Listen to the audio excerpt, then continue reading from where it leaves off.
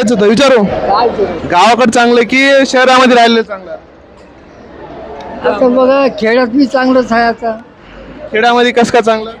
खेड्यातलं वातावरण चांगलं, जेवायला चांगलं, तर खरेदी घेऊन खावं तर फुकटचं भाजीपाला भेटतं. खेडेगावामध्ये पण बिमाऱ्या तयार होतात. हा, बिमारी वागण्यावर आहे बघा ते. कोणची बिमारी, कॅन्सर, हे मोठ्या मोठ्या बिमाऱ्या कशामुळे होतात? हे आगाव खाण्याने औषधाचं खावलेलं आहे की नाही, आता फवारा केलेलं आहे. तुम्ही शेतामध्ये शेणखत तणखत मारता?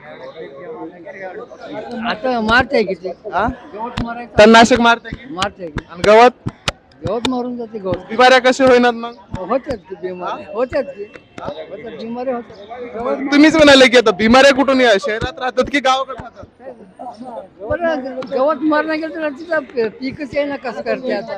मग तणनाशक मारल्यानं बिमाऱ्या होतात होईना ते सांगा. बिमाऱ्या होत असतील, खरं पीक येईना, कस कर म्हणते आता. खुरपायला माणसं मिळणार, मग आता कस करावं आता. करावं आता. बघा अजून एक प्रश्न आहे, गावामध्ये पाणी चांगलं राहते, फिल्टरचं पाणी पिते की चांगलं पाणी पिते, म्हणजे नदीचं पाणी पिते? बोरचं विहिरीचं पिरवले आम्ही, बोरचं पाणी पिरवलेलं. ठीक आहे, थँक्यू.